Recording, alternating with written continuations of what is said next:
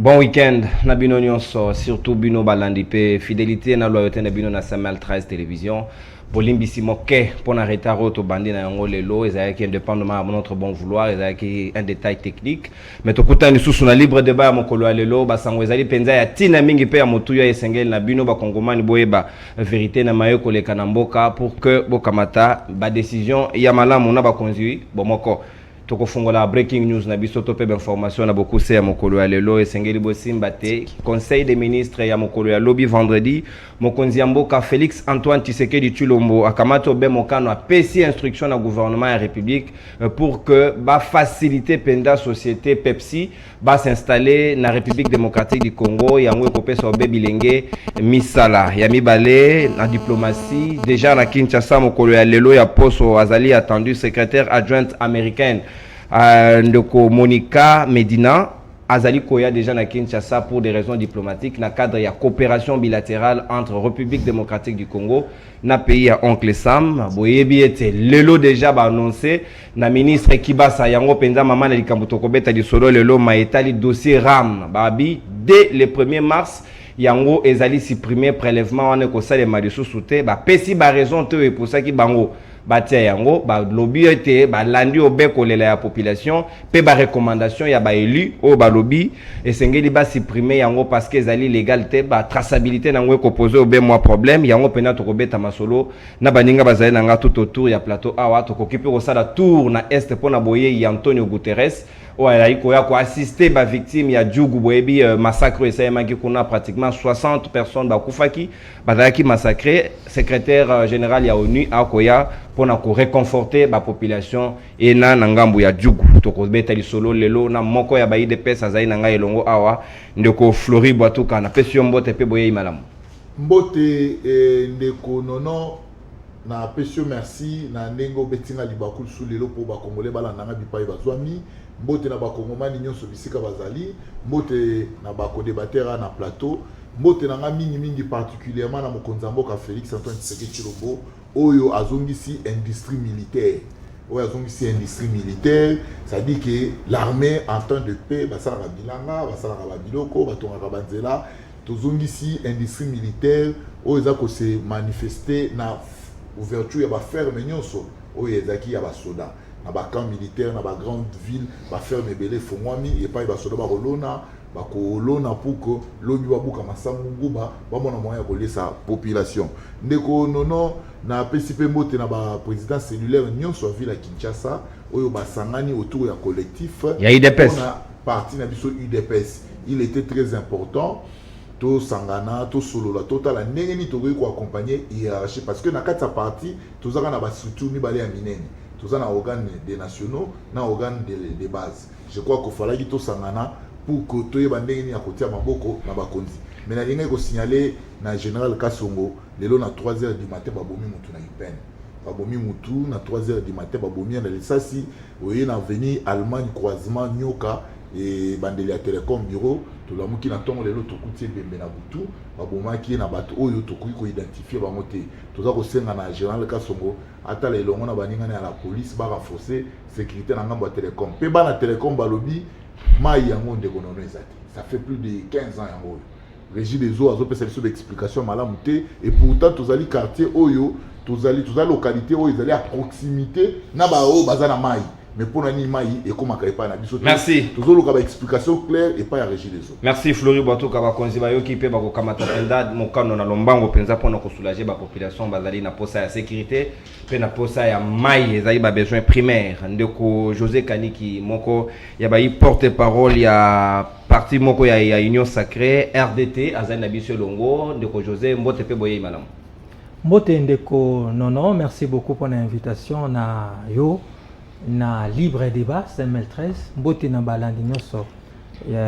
ya CML TV pe na émission oyo merci beaucoup ça fait quand même longtemps que nazaki lisusu awate mais tozali pe to continuer ko lobela mboka na lobi boye ndeko nono oyebi na lingi quand même koloba que mention ko pesa mention spéciale ou bien ko encourager lisusu moko ya bampinga azali ko sa musana na malamu c'est-à-dire le général Kabwiki Oyo Azali ko diriger service national.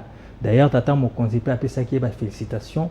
Franchement, il mérite ces félicitations parce que pour transformer, on a katabiso ba machette, on a sala ba boy, on a kiko yiba, on a tungisa ville qui ça peut ailleurs, mais le lo ba komi bateau, eh ben Isengeli et surtout ba fouteli bango lo meya, ba yebi ko sala musala, ba yebi ko tonga lelo ko sala ba ban, ce n'est que pour l'intérêt du peuple d'abord. Parce que bayewana o bazaki autrefois bakulu na lelo bakomi ba bâtisseur, eh ben na sima na bango pe ba famille bazali à travers ba salaire na bango tokoloba keza pe moko une partie du peuple d'abord o azali satisfait. Voilà un peu.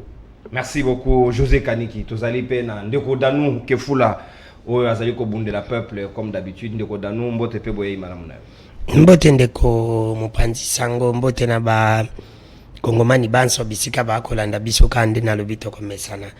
Mboka oto mesani na pasi to na changement mais na vana lobelanga na ninga mingi ko lobela peuple na lobela rabato te oyo kinde ko tuni ya lobi makambo ya parti na bango minga na ko lobela mambo tali pepe ana problème ezali bandeko babengi nga balobi ndeko danu bandeko bazana concession ya de la grâce eza concession oyo ezali awa pemene na bino entre Gombe na Kitambo place où on a bimakawana alors place où on a créé des problèmes depuis 1995 on a papa Alexis Tambo Mambazala qui ministre des affaires foncières à Katara Likambo azongisaki site wana na maboko ya baimbuka izilonga kina maboko l'État bateka ba site batu basomba yango mona na procès à Sanju ça créé des problèmes Kamere a lobby que site wana za site ya problème za site ya problème parce que parmi ba konzi bandeko basombi site balobi mutabandeko bondisa bango entre guillemets na bona conditionné za ki molendo sakombi ayibaki po ma site wana yango balingaki ba bondisa ngo bazo yango po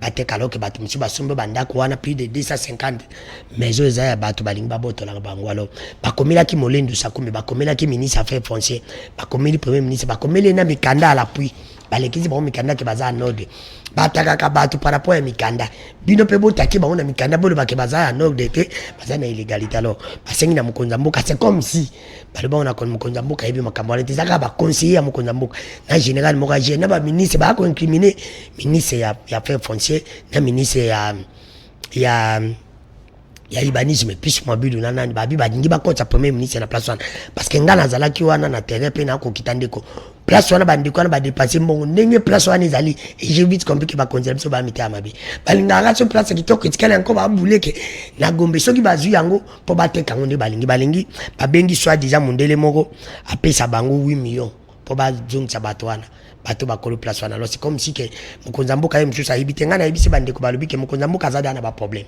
o eza ye moko baba kiesu ba problème msute parce que mukonza mboka azana problème haram azana problème ya ilibiso ngama ilibiso kukangazando ilibiso souffrance ilibiso my god na régime na ba ile su ba problème ya bandaka kalate moni ba problème nyoso babengana bato na cimetière Kasavu bandeko babuki bandaka bato babengani bato baliki bateka ngo susu bato wana lobi bakoma binemande ko tshilumbu babengani bato place je kokwa kendaka na Kingabo soki je kwa bundete batone so bobengana bango bakoma ni na régime Félix nde babengani biso komba po babengani bato na Kisuka kuna kota Kingasani na batere ba mama basala kandunda herbo ko bengana bato wana bakoyani herbo limbo bengana bato c'est pour te dire que Félix azadi yana ba problème na ye moko ya petit biso bref biso sana biso zabete ba créer ba problème te parce que akokoma na ba problème belé ya mona ngana lobela mukonza mboka pardon landela bayi kongomani wana bazawana zong sabang na douana bango ndenge Kabila bayela ki dosani pa Kabila à l'époque Kabila tala bite bato baza no de bozong sabang mabeyi na bango batonga alors yo pe asala ndi Kabila sala ki parce que ba conseiller bato baza tout andi ko Tshilombo ba on dirait ba olinga basala ba cop mingi na kombo dai peso ka yebi akata makambala moko azala katene tsatika kati après na sima yo kata. Merci Dano Kefula, merci to kofungola penza mai mama na likambo ndeko florelo kalobi ya makambo etali mai te malobi makambo etali mai e bongo mabe te mais non il faut yebele o malobi 15 ans tena Mbiza Telecom mai zala katete 12 ans bino bopaki bango 3 ans Kabila pensaki 15-12 ans bino pe na 3 ans na bino mai ezate Flori Batuka merci pour na détail na auto bakisa tout à l'heure na mayo Flori Alobaki to kotisko na likambo ya ram lobby na conseil des ministres ministre Kibasa akamati malobaye ministre ya petenti kezali na secteur na ye abi bato population leli mingi na mayo etali ram esengeli na bakonzi mboka bayoki kolela ya peuple na ba recommandation ya ba député désormais à partir le 1er mars ram bako prélever yango lisusu te bako landa mécanisme nyonso pour que maena e katana ndeko danu ke fula et ali sango malamu pona yo okolela so makambo ram te nyonso lobaki obai kalate Félix Tshisekedi ya ko kata ram pona sauver élection na 2023 na banzi ke malobezo ngelio. Merci ndeko na lobaki yango ke ndeko Félix na 2022 akosala makambo moya malamu po peuple amona bakobenga ngo sauver élection ya 2023 ndeko Chilombo. Père bakolinga po ba sauver élection pa mima kamna baki bakolongola ram mais kolongola ram eza problème te bandiko aide presse bako bosa na mini bandiko folie bako ba magamba peuple bako cha ba 15 ans mais za la raté mais il faut le babino 12 ans pour bino Kabila 12 ans après ça mai na télécom te bino pe boyi na 3 ans mais za te te na zone mama ram makamba ram ezali na le baki onke bakolongola effectivement balongo mais abati bandiko na ngai ya pouvoir na difficulté pouvoir ndiko flori to bandeko le kanina batandoke ndiko flori atie mayele na ina moni mkolowana akoti na ndaka akofuye ba document nyonso naka po baluka moya défendre ram baba ndiko défendre ram gouvernement yé elongoli ram mais gouvernement elongoli ram o bango babande ko se défendre même ça ndiko foyis ko akolobani gouvernement o ba ko travailler o balubaka batu ba okende musu ba okende kingasani basu ba okende zandu bokomi na ga ya transport bokabwani na bango na ba communicateur na ba na vision mote parce que vision vous avez nani bazate nana zana vision mukonzamboka ezali ba communicateur ou beza ba konji parce que ba Flori ba iba défendre ram alors que biso to boya ki ram mais problème ezali kolongola ram iyo to sipeli parce que ba longoli ram ndiko nga journaliste ba kozongi tsabiso ba mbongo na biso ba tolongo parce que ba longoli ram pona objectif na bango ezali déjà atteint ba longoli ram pona deux conditions. Première condition c'est de sauver l'élection 2021 de Chilombo. Deuxième condition c'est de bango ba bon objectif ezali déjà atteint.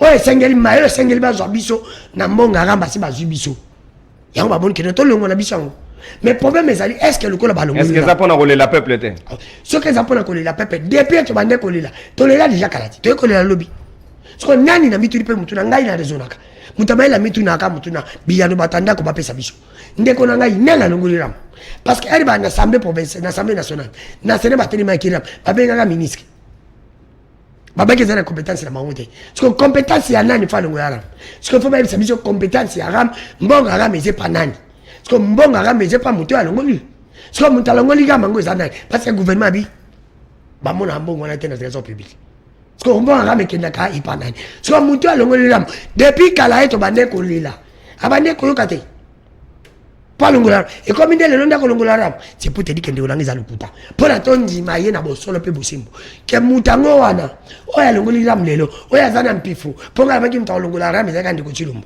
ngalo baka so ka ndeko Chilombo loko ye mta longoli ram ajongi sa pe biso ba unité na biso ba yiba mtu pe ko sala pe biso mbongo ya commerce e ba tumtu ba yiba bango ba depuis ram banda ba yiba ba mbongo belé obi kende ba yiba ka so ba zonction fiski ata $100 na mutu pour te bénir bakati bango pe iko sape mutabandi commerce peut-être depuis là mais ya ikata batu mongo belé yo bika mambo la mukira tongo ndike mboka ngo za bango pou to katira oui okati bobo yiba et aux onga suite c'est ça les gars pour et on ça bango malo baba ta pouvoir tout na bango ton dimi iyo bravo to beti maboko magaye na leta nous acceptons parce que obika na régime ndeko la ngai et le konga na ko kanisa ndeko Chilombo na régime na izaka biloko tuna ngani nani na kantina ba voyage oh na kantina ba location na ko kantina pe na minute ndeko régime o yeli biso minute o to tikela ko yeba te yo yebi ke ba so ba minute na régime Félix est-ce que yebi ça to yeba ka ba crédit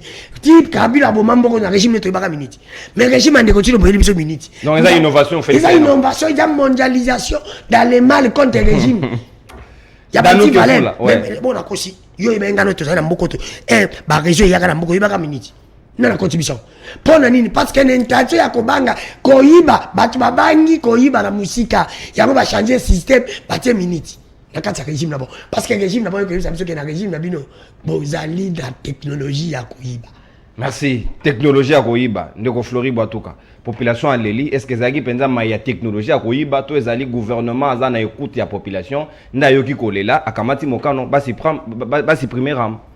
Merci ndeko nono esengi koyebisa ba kongomani te longonya na gouvernement longonya na mokonzi mboka parce que yenda kambaka conseil des ministres soki bazui mokano ya kolongola ram parce que peuple asepeli na yango te peuple azali kolela ezali mesure faut saluer ça prouve à suffisance que bisonde régime ya peuple bisonde pouvoir ya peuple peuple nde azali na pouvoir. Ça il faut que ça ba congolais ba yebaka moi mingi. Ndeko yebi pona nini peuple a sepeli na ramte. Ngai nazolo ba faute ezali ya Christian Katende. Faute ezali ya bandeko RPTC. Parce que ram ezali invention congolaise était. Ram banda ezali na bamboka. C'est-à-dire registre d'appareil mobile ya na bamboka. Donc on va continuer à défendre en moti le. Non, au fait ezali innovation na kata technologie ezali lo kwa malamu. Mais oyebi batu ba sepelaki na ram te pona nini ndeko non toza na yo na Kinshasa te otie unité omoni bakate yo unité otie unité po benga moto omoni bakati moto asiliki po bakati unité te mais parce que il n'a pas été averti oyebi na mayenyo sotoko ko sa même ata mobeko ndeko non même ata mobeko balobaka et nul n'est censé ignorer la loi mais le gouvernement ou l'état a na mission ya ko vulgariser mobeko. Parce que lorsque va passer à la vulgarisation, il est supposé que Bilunio Subo Yebi, Batuba Yebi, Moto Yawa, Basute Gena Yebite, Azate. Nelo on a la Zoloba, Mabe Ezali and Deko Christian Katende. Parce que tant qu'il y a eu responsabilité, tant qu'il y a eu disposition, parce qu'il faut qu'on rappelle un peuple congolais que, et où est le conseil des ministres? Conseil des ministres, c'est là qui bambano na yenyo swana papa Pepe Ilunga a signé pena ni décret na ye, ministre qui va signer arrêté, rame koti na mosala. Au moins, il faut défendre. Tant que nous avons la TV, c'est illégal. Et là, il faut défendre que c'est illégalité. Pourquoi? Parce que les alliés n'ont pas fondement juridique. Mais quand les alliés ont des salibongo, tous les alliés qui ont sauté, sensibilisation de non, mobilisation. C'est-à-dire on n'a pas informé suffisamment les gens. Il y a des alliés qui ont quand on a remarqué, tout n'a pas moutonné. Ngai mwana zalaki kobela ta on a bengi pona benga tataleki atina mbongo na cha unité bo basali nini bakati. Excusez. Tout simplement parce que les gens n'étaient pas informés. Conséquence yango aussi ko esalemi ke batu basepeli na yango te batu baboyi yango parce que il y avait des missions quant à ces il y a lutter par exemple contre vol ya téléphone, il y a lutter contre téléphone nani contrefait, il y a lutter contre maladie aux les mais na vol à téléphone et là qui na capacité aux c'est la moto téléphone na ba yiba kité. Non en fait l'objectif est là qui non seulement ka ozong c'est la moto téléphone parce que il fallait to comme na culture ya ki ata otiki téléphone na yo. Nga na za ba témoignage, ils ont bamboka mususu ata otiki téléphone na se. So okeyo ozonyo okuta téléphone na yo wana. Parce que si vous avez un téléphone à Moninga, vous pouvez tracer à partir d'email à téléphone. C'est-à-dire que vous avez une innovation, sauf que bateau basali musala basali en malamté. Biso to tombeliga mokonza mboka. Pourquoi? Parce que ayo quel peuple. Ngana osala nini. Ngata na défendre Giram, mais peuple la kingai. Attends na défendre Ram, la loi de la majorité. Moi je suis de l'UDPS. L'UDPS c'est un parti pour la démocratie non. Parti pour la démocratie, ça veut dire que la loi de la majorité. Ce qui est majorité, balobi yangote. Bon, Florine Osani, je m'incline dans la décision, mais comme ça, un peuple de et c'est lui qui salue mon konzamboka. Pourquoi? Parce que ça, c'est un régime, il y a peuple. Et ça caractérisé la demande. Donc, peuple bête la Félix Tshisekedi Mamboko pour l'Ongoliran. Non, mais baronne de baboït. Mais Eratiaki a quand ça y peuple. Ça dit quoi? Ram na lobi na wo, ne bandeli à côté yango ya ki malamu, na mission nango za kitoko. Mais bandeko esengela ki ba kamba yango. Ne basali bulu yeke bato siko esengeli basalela yango bandimi yango te yango biso to lobi boy défense na biso mingi oyokaki awa ndeko non baolo banini ram wana ezali copie ya famille Tshisekedi c'est ça que nous on défendait pour la kolakisa bato ezali ram eza nani makamba famille Tshisekedi te baye babakisi balobi ram wana ordonnateur principal na yango ezali président de la République to mekaki kolakisa ko na kati ya RPTC mokonzi ya RPTC babenga na président. Ce qu'on a dit dans la loi, ordonnancement, et pas le président. C'est-à-dire on a levé des équivoques au Bandegonanu, Bazali Koti a tant on sur la mitu à Batou. Mais les loyaux, tika to tombe la mokonzi, ambo kana gouvernement na ye, et longo nya lokola ba yo ki peuple, lokola ba ndimi peuple, po ba yebi ke peuple ne mokonzi. Il faut qu'on rappelle que oyebi mokonzi ambo ka mokolo balansaka kin bopeto. Alobaki yaza mungamba. Alobaki yaza mungamba. Biso toza bangamba na bino. Soki soko ba konzi ba décider, mungamba osala ni. Akozekite ndeko José Kaniki na lekisiko na ngambu na yo est-ce que sengeli ko betela gouvernement o akolelisana no peuple simana yango aye ko longola apesa yesengo gouvernement abonge sengeli ko betela maboko. Merci beaucoup ndeko nono oyebi biso na RDT tozara toujours rationnel pe to garda ka bon sens to lobi boye par rapport à motuna na yo il n'y a pas de honte c'est-à-dire ça na sonité na un gouvernement ou bien na ba dirigeant lorsque bazui décision en âme et conscience Mais face à la population, à Koutani, la résistance à la population, il n'y a pas de honte à s'assumer et à retirer. Il n'y a pas de honte. Au contraire, c'est une preuve de maturité. C'est une preuve, et la preuve, dans les dirigeants actuels, il y a un peuple. Au lobby, il y a un retard. Mais non, quand on prend une décision, on s'assume. On s'assume et on voit sur le terrain ce que ça donne. Soit à travers le monde, il y a des gouvernements responsables où ils ont des décisions, puis après, retirer soit loi. Par exemple, ils ont adopté un avortement. Parlement Vandi, gouvernement Vandi, et le bien appartient à l'élo, avortement est autorisé. Mais ce qui peuple, ils ont peuple Téléma, et Tamboli, et le bien non, bisotolongi, avortement. Eh bien, on a dit retirer qui? C'est ça même qu'on dirigeait. Qu'on dirigeait ça quand on la tétité. Qu'on dirigeait et ça une symbiose entre vous les dirigeants et le peuple. Et c'est ce que ce gouvernement a fait. Parce que souvent, le rappelle que non, caisse de résonance, parlement, les caisse de résonance, il y a présidence. C'est aussi mon argument à Bandeko. Mais voilà encore. Preuve que. Qui va recommandation au Parlement. Recommandation. C'est-à-dire que les élus du peuple, c'est-à-dire que la majorité, on a la présidence, entre guillemets, c'est une façon de parler. Majorité, ils sont d'accord que la décision, il y a gouvernement. Voilà la séparation du pouvoir. C'est ça la bonne gestion de la République. Nalobi boye, et ça la bamboka mususu, adopter que non, awa cannabis, tout ça n'ango d'accord. Ou bien le contraire, biso to lingi population so linga cannabis. Mais le gouvernement a résisté. Mais ce qu'on a après, le gouvernement a la population peut décider que non, d'accord, soit le cannabis est adopté, est accepté dans le cannabis, soit carrément est rejeté parce que le peuple. C'est ça. Nalobi boy, un leader de Kokefula, de Konangai, on a cette mingi tanga lobaka, surtout na voix ni rokwana. Oui, que un leader ne pense pas aux élections futures. Le chef de l'État a candidat à l'élection en 2023. Donc, Mayo et Alobi, on a pour sauver l'électorat en 2023 dans le Kouta. Mais c'est une fausseté. C'est une erreur. Mais c'est une erreur, on a prouvé. Ok. Nalobi Boye, un leader pense au bonheur de son peuple. D'abord, c'est vrai, pour reconnaître ce peuple, on a un bonheur total, c'est difficile. Voilà pourquoi ils travaillent à longue haleine. Petozo Salango. Abeti Lisolo ya Rama. Pour Nabo. Mais on a eu ce bout. Ce qui est Kanissa, président de la République, pour Nabo. Mais Kanissa y est quand même. Pour la minute. Yo, Kate. Pour la minute. Mais non, Kanissa y est pour la Kanyamaka CC. Oyo et Zongi. Amonaka Mabete. Amona Mabete. Akanisa quand même pour la ferme mabana ba militaire oyo kufa. De nous que fou là. Et c'est on les a promesse. Promesse. Eso ça ma. Akanisa na rizikiti oyo ezalaka esusuté. Industrie militaire. Akanisa quand même na industrie militaire. Akanisa na 28 000 fonctionnaires au bazui salaire na bango bana ko zwati. Bazui 4 mois peu en plus. Voilà. Kanisa y atteint à 170 000 enseignants, équivalent à 3 stades. N'est-ce stade de martyrs ou 4 stades, n'est-ce stade de Tatara. Donc, stade Baton d'ici, Baton Félix, à Fouti, et leurs dépendants, les enfants et toute la famille. Kanisa y est pour la makamane ko na nekonanga dernier que fou là. Tika ko intoxiquer population. Kanisa y est pour la bâtisseur.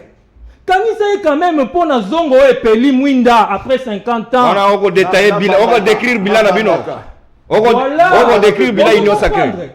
Ezaka kawana te kanisa ya tapona Trans Academia. Est-ce que Zaka va pour sauver l'élection? De toutes les façons, je vous dis avec ma main sur le cœur, ndeko dano ke fula. Pona musala tata mokonzi azo sala. Surtout pe ya koyoka peuple na likambo ya ram. Biso nyoso to le kaka.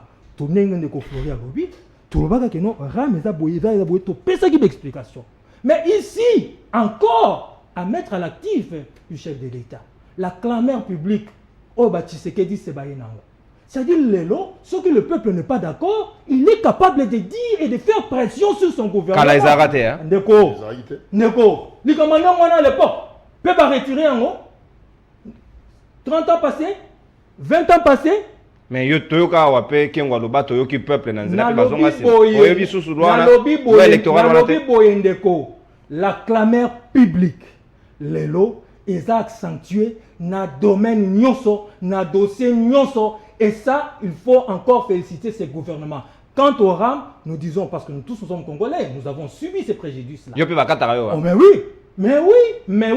Mais pour l'intérêt du pays, Ngaï n'a monaki que non, c'était une bonne chose. Maintenant, le gouvernement est souverain. Il a décidé, nous nous inclinons et nous disons bravo à ses dirigeants. Merci José Kaniki. Ndeko Danou Kefula Mobeko Lobby. À chaque dommage, à chaque préjudice, il faut réparation obligatoirement. Gouvernement et kamataki mokano et katiram bato ba kat ba crédit na bango ba kati yango ba ponctionner yango sans aval na bango ndenge ndeko Flora lobaki a problème ya communication. AWP et sengeli na gouvernement ba kamata ba décision courageuse ba restituer bato mayo ba kataki bango. Et ça quand même logique. Ndeko na ngai na yoki bandeko nde balobai na fanda inge na ibike ke ba ofanda ni pesanga pe même temps na bango. Pona tonji mabango na makambo etalira bazongisa biso ba bakataki biso ba crédit na biso so bazongisi biso to ba keno basali musamala. Merci. Ndeko na waka masibino malembe. Ne vous en faites pas. Nazina ndeko Flori. Ezangate ngamla lobi angote. Makambo yo lo ba msoko bosa. Olobi bien kolobi ezali illégalité era. Parce que mikande bimaki na gouvernement ram ezali illégalité ndenge biso to bande koloba entre guillemets. Yango soutena ki. Mobenga ngome même escroquerie. Oui, alobi ezali illégal. Mais oui, ndeko Flori. Mona mayele. Mais ce que ezali illégalité. Mbongo nango eza na trésor public na compte nini parce que le gouvernement le be mon mbongo ramte. Ngate gouvernement le be mon mbongo ramte. Et puis place mbongo ram ezate. Parce que mbongo ram bande ko kende wapi. Parce que même pas nyonso, ou ba taxe nyonso ezalaka. Na bosolo pe bosemo. Mbongo ngo kende na trésor public. Mais oya ram et kende pa ya nani. Elle a koza maloba. Ayibisangai. Ndeko nanga côté oyo. José Kaniki que j'aime bien. Merci. Alobi awa ndeko danu gouvernement ba inventé gouvernement yokaka peuple. Oh ndeko. Bino bosani. Rame sali combien d'années? Elle bandaki. Peuple bandeko boyango. Babenga ministre, ça fait combien de temps gouvernement ngo ndeko tilo bazalaki na poto oyo ba refulaki avion aye kilobi yanga ji de sabo yango lelo. Banda kalazaki mato ya koyoka te. Gouvernement ayoka peuple. Peuple a télémela ki to mona ki ba machawa. Tobo Iram, ça fait combien d'années? Peuple a télémela ki to boyibo kanga zandu. Ti yinda mukonza mboka ya aya kata zandu. Nazana belema zanda na kende na zandu ti lelo atelo ki salamate ka tate moko pe buka libanga moko fe 30 minutes. Isa vide. Nana ngwa. Si na bina ko pisa ndeko na bati ba balance mo na zandu. Et l'autre côté, peuple boya qui bakanga zandu ti. Nana kanga gizandu. Bofongoli zandu. Peuple abenga ka trimina bino bolongola ram. Bolongoli ram. Bolongola ram sikobo. Puisque on a pese belima pourquoi bani bale ram. Nedi konanga na journaliste très bien outil. Bani bale ram balongoli ram pour nini? Objectif na ba on ram ba moni que vous allez sur atteinte parce que Mundela a changé. Oh, a changé de to remettre dans Batu balongwe na bango na kosomba crédit ba komi na ba minute. Mbongo yo kota sur te ba crédit mutatu sur crédit ba kata sur le côté.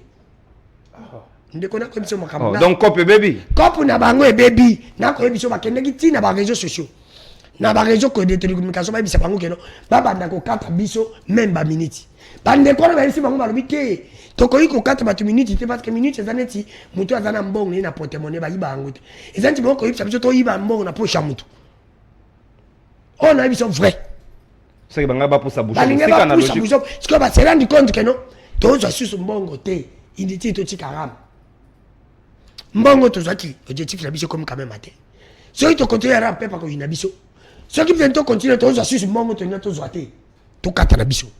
Ndi bakatira. Bon ba yebia. Ba lo bango te. Babilo balo bana bango ndelo kuta na bango ndetilinga na bisa bango. Ceux qui ba kende kitina, ceux qui ba réseau de communication et personne qui va avoir accès.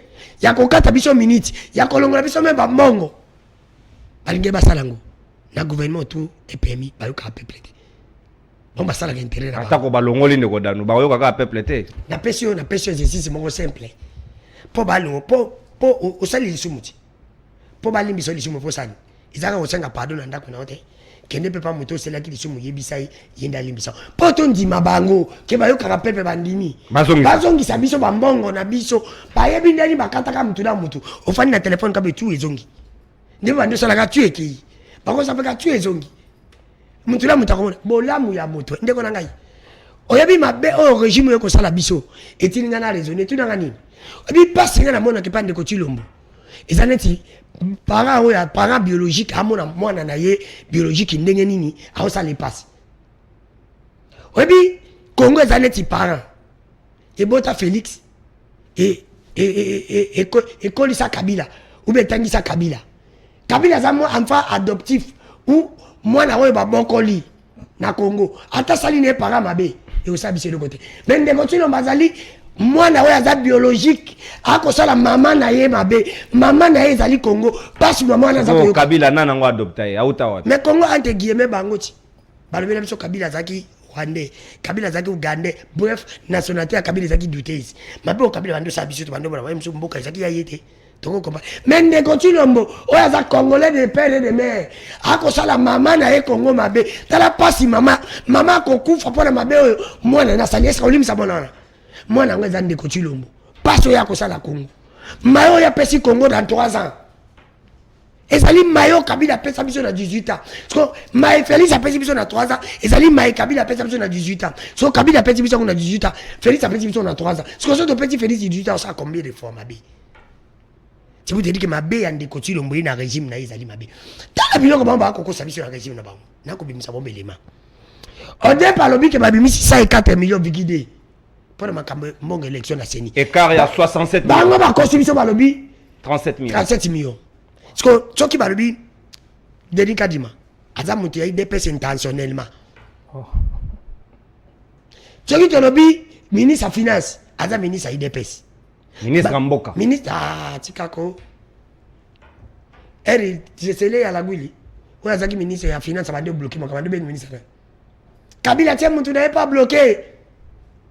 A bloqué Félix. Mbongo bimate. Parce que oh ya bango. Boye bisabiso mbongo wane ke wapi. Denis Kadidani ministre finance alingi abi maman na malam. Ayi bisabiso ke Denis Kadidani mazamu yibi. Koto pe bibi na ode pa bimisi yepeke. Parce que nana ko hiba yo ya bana. Parce que na nyoso wana tala ndiko na mwende Denis Kadima basade.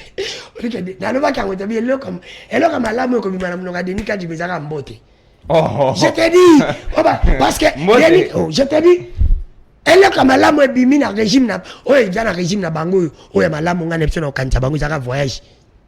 Ba voyager belé ba eli biso pe ba minute o to tikala ko yebate parce que bref ndiko na ngai na bo solo pe bo sembo.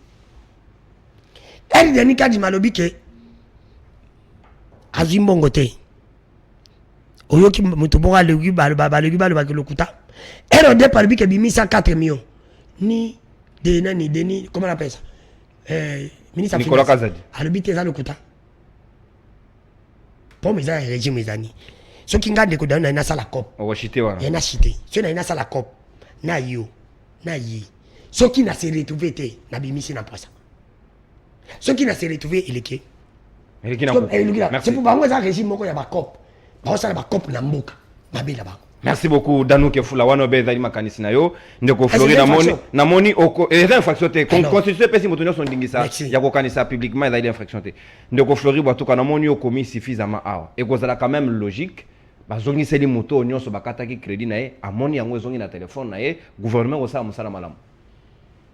Na banza na rationalité nyonso ndeko nono photo yebisa ba kongomani ba Holanda biso TV ndeko ndanu batu bazana banda ko ba Holanda biso. Nous devons être sérieux et puis parler des choses sérieuses. Ozo évoquer makambo ya ODEP. ODEP wana exista banambulani. ODEP banambulani na bandi pe couper ça ba chiffre. Et voilà une fois de plus ODEP a la sérieux. Mais je vais vous dire, Alexis Gaza sérieux. Bon, à l'État et Bimagana, le roi a poche à mototé. Il y a les circuits bancaires. Il y a ce qu'on appelle la loi des finances. Ils ont un mécanisme. La moindre des choses, c'est de brandir les documents. Au départ, il y a des ONG. Avant ça, la recherche, il y a une investigation. Il y a des documents. Il allait brandir les documents. Botala mbongo seigneur commis, botala obima qui na budget, mbongo à l'état na ebison de koda, nous sommes que na banque ba bimisa, on peut sans documents. Mais démentir ça limité pour nous. Non mais qui va démentir? Est-ce que ministre Moutozali est responsable de l'institution? Il va répondre à une ONG. Il va tout à la sérieux. Quand il m'a dit une institution, le bien Zumbongote. Ministre a le bien Salmin. Après si mon appel si pena échelon au cas il m'a azula gina ni bambongo. Au départ va encore donner un autre montant. Au départ on a conseillé bino kana mbongo aram. Parce qu'on s'est posé des questions mais à calculer on ndengeni. Mais est-ce que bino bo démentir à votre nani? Non, ndeko na banza ba congolais wala na atika na bandeko. Nazo tika ondeko. Tangu rama nani bandeko ministre qui va s'appeler ba montant ba chiffre. Quand on a des points à bimia, il y a chiffres. Mais on s'est posé des questions. Moto oyo yazana nyongo a foutité. Il y a un départ calculer ou bien au départ qu'il y a un réseau de la télécommunication, bah PC ba chiffre ce côté. Nous devons être sérieux. Je crois que le régime nabiso de nani danou na ba congolais ba Hollande nabiso tous allez caractériser na mobilité. D'ailleurs, vous avez des difficultés à l'opposition pour biso moko tous aba opposant. Oh, vous avez un pouvoir, mais bien le opposant. Pourquoi? Parce que ceux qui ont essayé de faire malade, ils sont tous les gens plateau à télévision. Ceux qui ont essayé de faire tout le barato dénonce. C'est-à-dire qu'il y a un mal pour le peuple à l'andabino. Ni bien aussi pour dénoncer. Et Nali Kolobape Suboindeko. Au moni makambo yotolobaka, azoloba makambo la traçabilité en bon yaram. Na loi 04 ya 2002 est créé à RPTC. Et puis si PTC finance naie et qu'on a la prestation naie. Vous avez bien de ouais, non, c'est-à-dire que la prestation naie. Yenda a créé la prestation. Si on a créé prestation, la prestation on a mbongo wana ko servir bango na frais de fonctionnement, pe na ba projet à investissement. C'est pourquoi mon aki ba yaki na maramna bango ya wifi gratuit tout ça bani. Yondo ko wifi gratuit. Betida ba lobby eza sauté. Non, c'est faux. Il y a un mécanisme, je vais expliquer. Et wifi wana yondo ko gratuit. Mais bango va foutre un service ou un wifi gratuit. Nous devons expliquer au peuple. Nous devons être sérieux dans tout le bas. Là où on est pessi bango mbongo alobi mbongo bokozwa na maiboko sala. Lokola ram ezali moko ya ba prestation ya RPTC. Mbongo nango ekokende na trésor public ité. Mbongo nango eko servir na fonctionnement ya RPTC. Toloba makambo toloba ngoti combien. Moto azoya ko loba traçabilité mbongo ou soit à motema mabe ou soit à yebite makambo sani. Aoloba parce que la loi dit clairement que mbongo prestation wana ezali à frais de fonctionnement. Yo ko loba traçabilité nango kuna ndengeni. Et le trésor public, parce que RPTC, ils ne sont pas pris en charge par le trésor public. Restitution bon aram. Restitution bon aram. Oui, avant tout comme on a la suppression totale de aram. Il faut que ça n'a pas congolais que tala ba musique mo konzambo ka banda ekozwa ute bandeli. Parce que ram ne bandeli, ba yoka na ba réseau de télécommunication moto a foutité. Ceux qui sanze ko ke ba fouté ba okato ba service nyonso. Et ça va toller la population kakawa. Ocha unité bobakati, osoma mo on a un peu sa bobakati. Félix Aboyagiango. Mo konzambo ka bibasi longola ba mezi wana. Ba longoli ba mezi wana nyoso ba bicha, ofuta te yoka ka be. Tango ba no cha unité ba osani, ba okata. Tokeiti kaka toller ya peuple. Mo konzambo ba biba supprimer na makambo ya ba téléphone DG, ba téléphone na mokokoli. Ba longoli yango nanu. Mais mon frère, tala muto aza pemeni na peuple.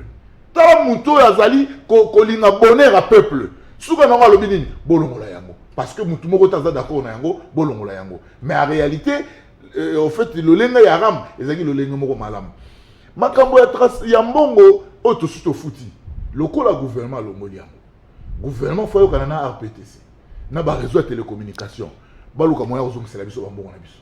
Parce que tu fous que pour la ligne. Très bien, vous allez d'accord, on a des. Non, mais je vous dis, puisque Bango, si on a une décision, la ligne, va supprimer Yango. Le coup là va supprimer Yango. Bon, on a biso. Mais ndeko danio ko ya te po yo futa raté. Yo ko ya hotel mana balabala yo senga mbongo te po yo za na banyongo na kati wana futi na nuki. Donc yo ça déjà enquête ya futa te. Non mais futa raté mais ya so ba minute. Ya lo bien clair que alors bien clair que a so ba minute mais na chité le monde ko. Na non ba. Zo ba que pas si ndeko chilo mo pesi biso na 3 ans osuto ba teli ndeko danuza monter malamu comme mon frère. Zala monter malamu. Moko nzamboka d'abord aye. T'as la liberté to zanango. T'as la liberté. Na bande wa PPRD o lobi to kanse ki to baré bango mais bango le to koma na bango. To ma pourtant na bango na ba TV. Mon frère, t'as la PPRD. O yo yo ko so la to PPRD lelo. Mais lelo to koma ko so na bango. Lelo o yo yo ndeko na ngai. Je vous dis t'as la pesa ba chiffre. Na mona ndeko kanika sisa ki ngonyo sauter. Na pesa ba chiffre 97 000 enseignants non payés ba fouti bango. Non seulement ba fouti bango mais ba doubler salaire na bango. Yo là ozolo bango te. Nazo ibisa yo 28. En même temps ba okata bango hyper. Hyper c'est normal. C'est taxe. C'est normal d'abord ba kitisi c'est très important. To fouti 28 000 fonctionnaires. Nazo ibisa na mois d'avril ba fouta 56 000 fonctionnaires. Na mois d'avril oyo 56 000 et puis salaire et vous allez aussi à la salaire avec une augmentation de 45%. Aujourd'hui bana d'abord 4 millions d'enfants à l'école. 4 millions à bana à l'école. So on peut si moyen ezalate so on peut si moyen on dit que baba na suba na classe té. Banda Félix ya baba na classe té. Ya solo non mais tanga na. Non mais toyoka ki baba ki baba. Oui. Privé. Oh papa, bon to que de là. Si qu'on a 4 millions à bana. 4 millions à bana à l'école. So c'est l'équivalence, ça fait 1 million de familles. So tu as 4 bana na famille. 4 bandes dans la famille, 4 bandes dans la famille, et ça là 1 million. Mais surtout, tu as 2 bandes, ça va 2 millions, 3 millions. Papa, il y a bien ça. Les lots qui Kinshasa, Mobi, Matambola de Rodano. Baroute secondaire. Yo, il y a Bagiango. Maboulou les assaut. Baroute secondaire. Na lobi na baroute secondaire. Na ba na kotangelo na baroute secondaire. Pour exemple, so éviter. Natangelo elengesa. Natangelo na manifeste na Selembao. Natangelo nzela maternité na Delvaux. Natangelo nzela masikita na. Wana nyonso bosali. Mais je vous dis, na sotanga te. Le bon maman ba na ba na ndako nanga. Na ba na otangelo yango. Na ba nzela muneno ya ngingiro ni. Ou bimiti na bandal. Na ke otangelo yango musale salemi ba pont. Plus de 44 ponts et na ville qui ça dit que ndeko. Plus de 44 ponts. Yoka. A recenser yoka. Nazo recenser, nazo pesa élément. Et puis nazo biso boy. To senga na peuple congolais boy. To zali lolendo te. Mais bokoki ko comparer biso na monene ya pasi to za na yango te. Mais tozo linga to bunda to tia mboka na nzela pour que lobby maema so to sali salani ezamala. Et puis dans la biso lelo to pesi santé financière na l'état. C'est-à-dire que tout ce symbole avec une forte capacité de mobilisation, on a une salle alimentaire. Et puis, na programme na biso 145 territoires nani danu. Yo les rassuna TVT. Très bien. A reçu la discours. Ndeko José Kaniki. Awa koyoki et sengeli na ba kongomani bazongisa bango na ba droit na bango parce que c'est normal ba causer préjudice et sengeli bazongisa la peuple unité na ye bakataki toko zela ngo biso banso. Ngai pe lokola na laki victime. Na baisi kaka na oyo ndiko tangi na comment nzela secondaire route secondaire escorte et pas na biso na bien za zone mais zéro trouble lobité mabulu na kisa sécurité te bazo ça comme ça là kaka wa soki olandi kaka nzela na biso binoa ti avant comme magasin okomana ki bazo na maternité qui ta monzela vena maternité nzela po bima basoko no ya ba osala musala on travaille mais tokosa obi bondo qui a bandé qu'on a biso misusu hein et ça ya ko kanisa que tant on commis na pouvoir au salignon son balamoko beti pam nyonso et salami c'est impossible ndeko danu musala et salamaka to kin molo na lobi boy oyebi que danu les journalistes à l'esprit lamukiste mutalamuka okamwe te asa peut-être mutalamuka te mais esprit na ye l'esprit. Et ça donc nous autres na journalisme mais esprit na la muka. Yarobo ya nyonso voilà comprendre très bien. Dans nous pas comprendre le modèle na lobby. Avant le allégation makambo alors qu'il est journaliste mais avec aucune preuve sur même ce plateau. C'est-à-dire tout ce que Azo raconté. Et ça n'a pas de suspicion. Parce que il y a un avantage sur le Kabiso parce qu'il est journaliste. À sa investigation. Donc quand il dit quelque chose dans la population, et Sengelia ça n'a pas preuve à Tamoko, a-t-il une seule preuve? Il y a pas allégation de Salobia. Et ça Na lobby boy, abeti le solo ya ODEP. Ah, ODEP est asbel. Na gouvernement de la République, yo poni no ko ndima no kaka ODEP. ODEP abana ko loba dépassement na niveau ya présidence 1000%, 7000%. Dans nous pas banoki corrélé. Bino bo linga contradiction te hein. Non, au contraire, contradiction en gros tozo salango déjà to linga tendini. Contradiction c'est déjà l'histoire de tozo salat. Voilà, ce sont les opinions. Na lobby boy. Tango Cour des comptes à Koti Masolo a vérifié. À lobby, la présidence, il y a 13%, il y a dépassement budgétaire. Mais bon, on va nous c'est 100%, 1000% des points. Donc chiffre ODEP, il y a le coûta. Mais c'est clair qu'ils ont le coûta. On a raison. Bon, entre ODEP, na Cour des comptes, ton numéro là. Cour de compte, ça fait combien? 13%. Ils ont déplacement, ils ont déplacement. Na lobby boy, oui. Dépassement, ils ont la carte. Et Et voilà dépassement, il a encore. prévu dans Et voilà. Na continuer. Merci Ngorodano yo comics Na ma continue na rebondir. lobby boy. Habiti solo ya Mbongo ya Seni 107 millions. Monsieur l'Argentin national Nicolas Kazadi a clair à lobby 37 millions. Pour ça, après si bas détail ya Mbongo wana ngezaki décaissé et les objectifs ya Mbongo wana. Mais il y a des personnes qui sont là au DEP 107 millions sans preuve. 104 millions. Alors que Nicolas, plutôt, la questeur, Patricia Seya, c'est ça. Les rapporteurs. Rapporteur. Le lendemain, elle a reconnu. Seni a reconnaître que oui, effectivement, 37 millions, bazoa qui a pour l'opération boy. Mais seulement, il y a opération électorale, ne wana na le quotidien. Les choses sont claires. Na lobby boy ndekonangai. Il faut dire ici à Tonakiawa, to site boyani. Mais to boya gestion ya projet 100 jours. Neko Flori, c'est pas une vérité. C'est une vérité. Gestion nango, to boya qui projeté parce que le projet était salutaire. Mais na quand la gestion en a, d'ailleurs, et qui biso en porte-à-faux biso batiséquediste na bande qu'on a biso UNC. Donc on est capable de dire non, c'est ça l'esprit de Mais tu les jeux le bondima qui est malgré détournement pesaki na kati. Bah ça il va passer aux preuves. Attends moi il y a détournement. Je parle de preuves. Est-ce qu'il y a une seule preuve? Comment FPI, mon conseiller FPI, DG, comment? Le DG, il y a FPI. Mais il est passé. Fait un point de presse. Il a fait un peu de presse. Après qu'il va citer conseiller. Maintenant, les journalistes qui étaient dans Kefula. Ah, mais la biso, le contraire, il y a Makambo déjà l'Obaki. Mais du moment que Azo y a la preuve de mon côté, biso tokoyo que la nan, nous avons géré FPI, Azo géré dossier wana, tout tokoyo que la dernière Kefula. Chers compatriotes, apprenons à faire confiance en nos institutions. Certes, Dani Kefula, ils ont parfait. Ils ont pas faille. D'ailleurs, ils sont dit tout ça, tout le bac, clairement que pas faille il n'y a aucun gouvernement au monde où ils ont pas faillité. Mais au moins ici, l'essentiel c'est quoi? C'est que le lot, Tokomina, 10 milliards ou 11 milliards, il y a budget prévisionnel depuis que le Congo est Congo. Mais la mobilisation est à 6,9. Non, on a les passé. On a les passé, on a 3 milliards, 4 milliards. Le lot année passée, 2021. C'est vrai que ça a 4 milliards ou 5 milliards, mais tout cas, budget rectificatif. Il y a 2021, il y a budget 2021. À la hausse, tu comment il y a 6 milliards ou 7 milliards comme ça. Allez, pour la terminer. Dans le lobby boy, dans nous que faut la vous en la difficulté face à Nabiso parce que tous en a pas élément, tous en a pas argument. Ton lobby boy pour la concilier ça. Très bien. Le travail est en train de faire. Par rapport à Ramna Sissa, non, je suis d'accord avec mon frère Fleury. Tant que vous suspendre que les institutions habilitées, que l'instance et Sengeli ko lande la dossier wana pour que ce qu'il faut réellement bazongi sa ba mongo ya bato, bazongi sa ba unité ya bato, basala yango et c'est ça aussi l'état des droits.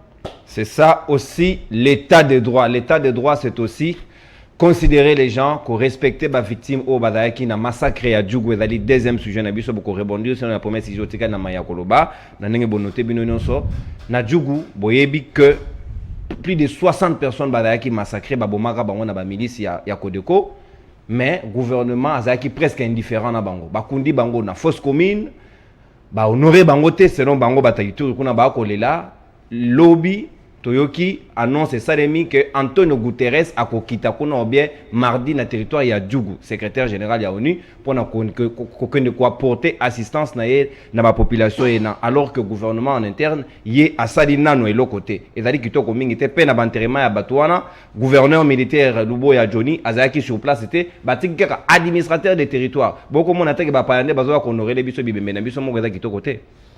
1 minute 30 chacun to boucler. Ndeko merci na yo kina mutuna na yo mais na ko yibisa bandeko na ngai. Ndeko nalinga kabino mingi mais faut boyebele o moko na bandeli koloba. Je suis journaliste et quand je viens ici je ne viens pas comme journaliste naïe comme congolais au pesa makanisi na. Analyste politique.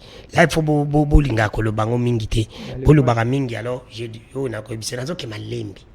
Na bandeko na kode. Babi molimo na weza na lamuka. Ndeko j'accepte. Molimo moninga na lobango je suis le seul.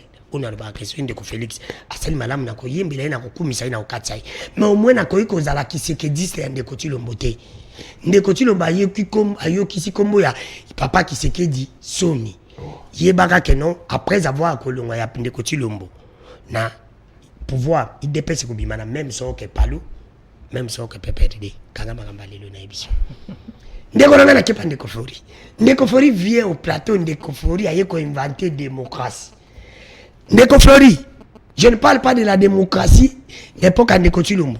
Je parle de la démocratie à l'époque à Papa Kisekedi, l'époque à Kabila. Oyebi ke mayo Papa Kisekedi, aloba na Kabila, nan mutu moko ta lobela ngo pa Ndeko Tshilombo na TV. Na rappelé o. Papa Kisekedi aloba ni, oya koyela ngaka Kabila wana na osani. Ndana sa loba mayo Kisekedi papa le père abandeko bana Kabila. Oya to se lobele pa Ndeko Tshilombo. Alors bien état des droits. Papa Kisekedi et Azala qui l'époque à Kabila opposant ouais qui va opposant nyonso basali maye oyo bino bosali fayu le tene époque na bino nana sakanga papa Kisekedi abenda ila bila mala ba police depuis mo benda fayu na marcha mais pas noter s'il vous plaît bon supporter autant bon qu'on peut ça bakou autant bino peut bon supporter alors bien démocratie papa Kisekedi la sala nyonso oyo fayu la sali lelo donc donc démocratie à Kabila leki ya bango ya IDPS papa Kisekedi la sala Kabila nana to sala Kabila nyonso to dina biso peuple to sala pas Félix ide mais nanu Kabila sala papa Kisekedi ndé ba sala fayu ba benda ye ba kata yebo o ma diote pa ba ibe na chombo admeti de koji o ba ibe na chombo na régime na bango c'est ça la démocratie to comme ça na ndebe bino ko comme ça na ndiko na ngai ndeko na ngai ko kosa batuna ko imsa bango biloko akosi a inventé oh ndeko babo saniti balu ba po babo ba balu banzela ba kosi akonde ndeko bima wana kitambo so ko omondi to comme na vegodom okenzela wana kitambo po kende cimetière ya kitambo nzela sapo eza ko beba nzela sapo basala yango Kabila mutabandango mutasala kango vient na biso ya kitambo to maluwaka ka ifi ministre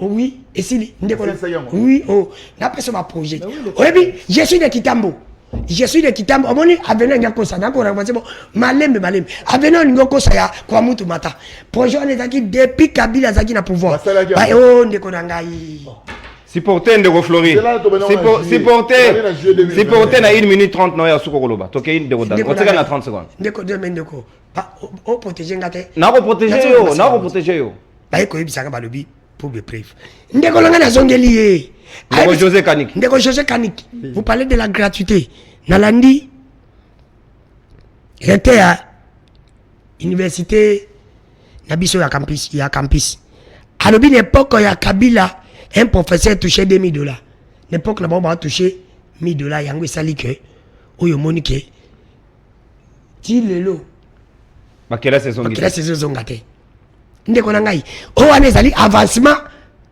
te et na régime manade ndeko na ngai susu akosi ba imboka alobi keno ba bis academia mutayi nango ndeko Tshilombo oh mama na ngai yo sokona na ina ndeko na ngai ba bis academia mutu ba bis wana za continuité de oyo basombaki na 440 bis oyo ezalaki commandé ndeko Tshilombo ayebisanga oui c'est peu bon ma document non yebisanga document au gouvernement na bino na ministre ya finance na bino oyo babimisaki mbongo mpona babisi wana yango monta combien ngala ko biso que depuis 2013 o babisa a été commandé continuité de l'état mutaye ko futa ngo papa iluka mafuti mbongo ndambo Bino loko bino bo oui Pepe Lukamba. Bino loko bino bo na gouvernement na bino na conduire ba bateau de pêche pour kotonga.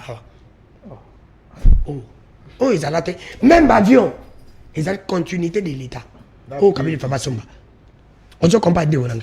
C'est pour te dire que eloko nyonso bango eloko bango ba copier nyonso oh Kabila tikana sa misa pour epre ba copier na mabe ba copier na rap parce que le mec musique musa sa rap ils ont na misa Kabila boyozo ba epre ba bango ba copier ndeni o ba kuba na classe ndeni so bondi ba ndo tanga ozo copier mu oyibe muninge pa epa oyibe exemple pa muninga tena kombo na ye Danu Kifula yo pour copier tellement ko copier ça même autant o copier pena Danu Kifula bango ba copier nyonso Kabila tikaki.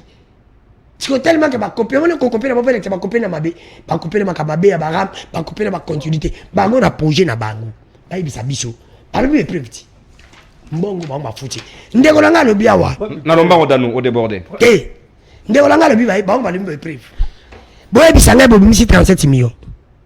Et preuve nini? O bino bo brandi biso na télévision. O yo gouvernement o ndeko langa obi be privé. Abo ya ode. Aibisi na lobi ye. Déplacement budgétaire, Salimi Kara, il y a 13%. La présidence. La présidence, c'est Salim Abete. Oui. Il n'y a pas un problème. Il y a ce que Yebi, on peut gérer. Bâti, on a mois, moko. Premier mois, au stade de déplacement. Deuxièmement, au stade de déplacement. Troisièmement, au stade de déplacement. Attends, Salim Abete, ma bengaoni. Ce n'est pas qu'on Yebi qu'on gère, parce que Moutou a Yebi qu'on gère. Elle a sali, premier mois, au stade de déplacement. Deuxièmement, elle a besoin de Sani. Ah, qui s'est accroché déjà, Nini. Mbongo leka parce qu'habiter que ça au la déplacement mais yo quand même qu'on gérer place yo zate on saka ba déplacement le bikeno ils ont mabete et ndeko nangai pour mes alliés merci Danu c'est pour ya médiation merci Danu boyebi ndele nini ko gérer te ndeko nanga Flori et loko nako bisa bino pour acheter bolamu ezaneti milinga babomba ngote ceux qui bolamu salimi. Ils attaquent que Bino n'a pas tout pour y ça veut dire que Boulamo Salemi. C'est tout le monde qui a constaté, même peuple. À Koluba Keno, il y a un pas. N'est-ce pas que Boulamo Salemi na Congo? Merci. Je regarde des Boulamo Salemi na Congo que na régime na Bango toujours minutes, na régime na toujours par location, toujours par voyage. Et ça peut être ton Kantabino, mais Bino on place monter na Maya Djougou au consommer ta Maya Djougou. C'est pour te dire que na chuté na 15 secondes. Na bak c'est 10 secondes. Na maga Maya Djougou. Maya Djougou de Kolangai. Elle est qui signe ndenge gouvernement Isaac. Ba condamné qui Kabila ti. Kabila lo bagate, Kabila mabe ba to kufina jugo zota dei national. Et n'est pas kana. Ce que n'est pas Kabila. O monika Kabila za congolais te. Ba congolais ba kufa lo bagate. Bongo ni ngape na lobi. O monika ndeko tino ba za congolais te. Ba congolais ba kufi pas même dei national. Pour epre bo ucho kufa awa para biso mongo na Kisasa. Place ya fandala. Matadi Kibala. Matadi Kibala. Dei national. Isa limité a yepete. Mazara Kisasa. Ce que c'est Kabila. Bangamo na Kabila partout. C'est pour te dire que non, elle qui biso n'est pas qu'on ba congolais régime en décotilombo. Pas na besoin ba congolais te ba na besoin biloko na biso. Décotilombo na besoin ya biso ta na besoin biloko na biso, ça veut dire quoi? Décotilombo na besoin ba congolais ta besoin ka zoka ba biloko ya biso ba congolais. Merci Dano. Kabila salaki. Ne Kabila derrière pas salaki. Ce kazaki président au bon moi le peuple d'abord. O ba kuchela ba le peuple te. Merci. Merci Danu na mutuna na omituni ndeko Flori Bwatuka. Ah tomona Magufuli ya kufi na ye na mboka na ye na Tanzanie mais sali dei national. Ba Kongomani ba kufi na Matadi Kibala indifférence. Ba Kongomani ba kufi na Djougou indifférence. Sikawa et Antonio Guterres ndazo ko consoler bango mardi. Non, c'est tout à fait normal secrétaire général des Nations Unies aya parce que biso tozali membre ya Nations Unies parmi organisations ya ONU tozali ba membre. C'est tout à fait normal. Bandekwa Djougou, na ya Kinshasa, ce qu'on comptabilisé, Mboka na biso perdaki pratiquement plus de 100 personnes. C'est na espace il y a 2 jours, 3 jours. Et na lingo bisa ba Kongomanité, na Mboka torana ce qu'on appelle le principe de gestion. Na Mboka na biso na principe de gestion tout ce kabola, tout ça na centralisation na décentralisation. Ce qu'on tali na Mibeko et sali entité territoriale décentralisée, ba pour raison d'efficacité et l'État central a l'omoli moi makoki na ye apesi yango na banani na ba province to na ba territoire. C'est-à-dire que lelo oyo il y avait l'autorité, il y a l'État représenté par les chefs à territoire, oyo encadré makambo, oyo asangisaki biloko, pour l'État na sombi cercueil, l'État na fundi. Tolobaki yango ndeko non. Et là on va bien la fausse commune ni ko ba libulu moko ba fundi ba libéré. Zakamabe te, ça existe.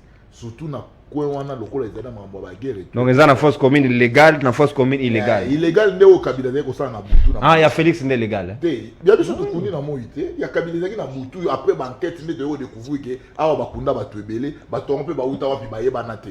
Ça dit c'est une différence. Nani ko yebisa ba kongomani te, soko za congolais sérieux, Holanda danu na yebité so to limboko ekende place ni.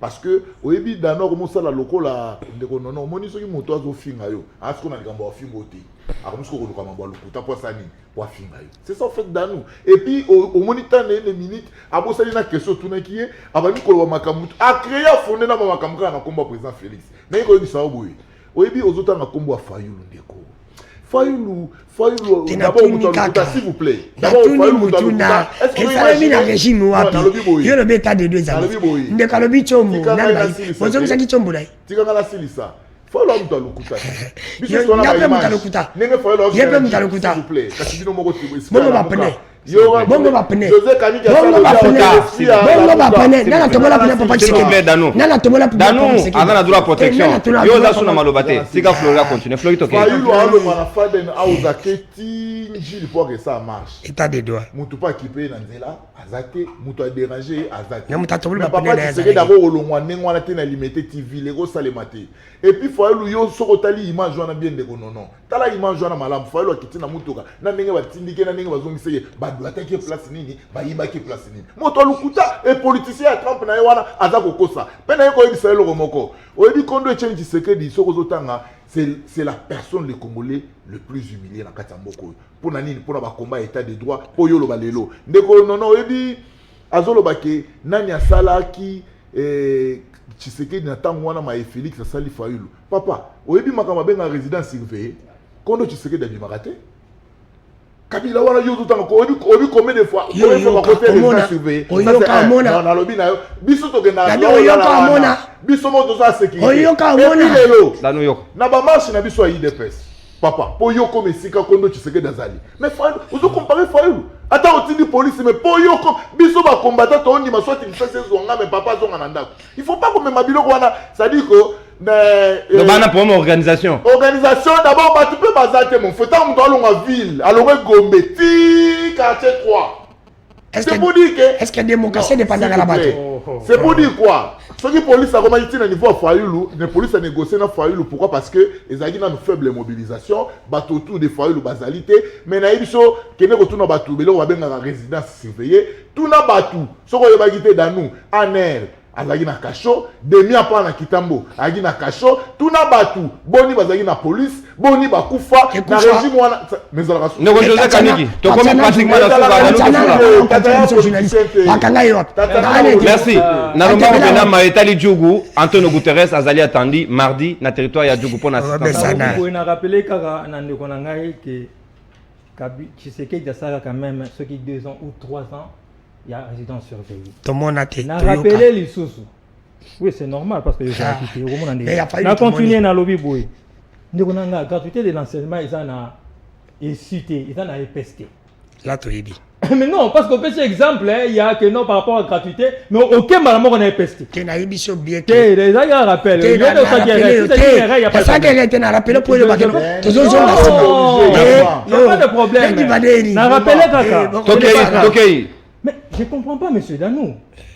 Les journalistes qui deviennent les grands défenseurs de la Kabylie. Ah, ça analyse. Non, alors ça la mostara journaliste. Ah, analyse.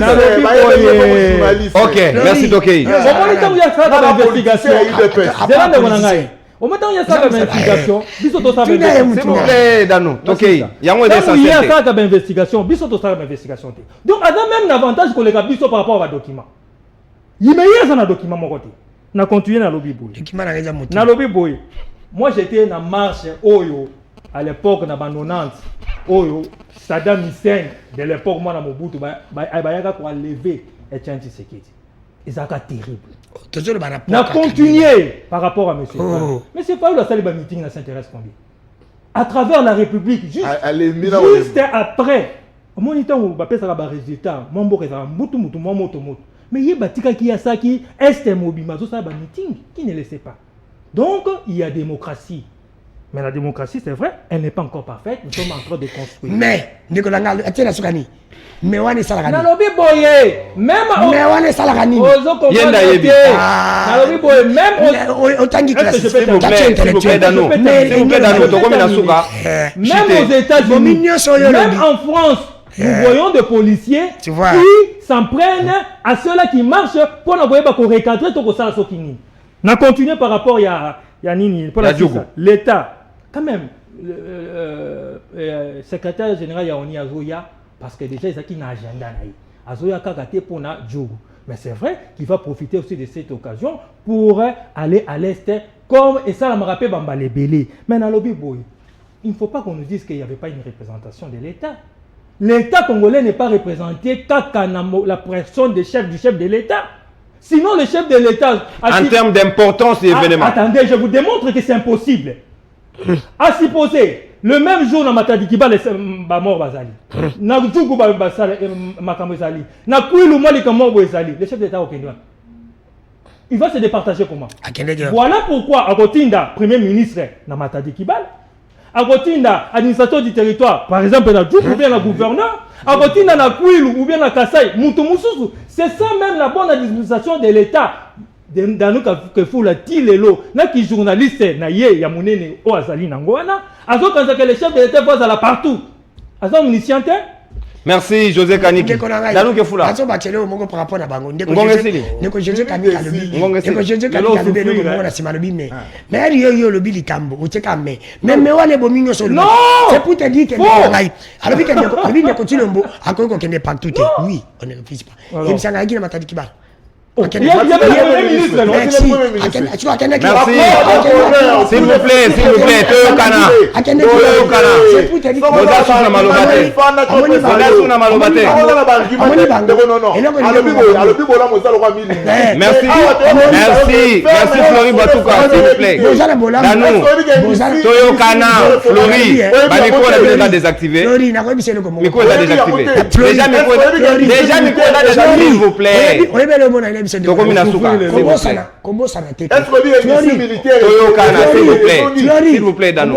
Est-ce que ce que Zongi, Bolobi a raison de changer Matit? Merci. Danou, s'il vous plaît. Merci beaucoup. Moi, raison de changer. S'il vous plaît. Merci Nabino pour la participation à Libre Débat. Et surtout, na équipe technique et tenir Bisso Compagnie, Joël Mouka, FMI, Maboko Bank, Azer Tembo, les bons garçons, les tontons gentils, Nabino Banso Bolandi Bisso, Tozaï ensemble, Tokuta Yususu, lundi pour un tout nouveau numéro de la semaine. Au revoir.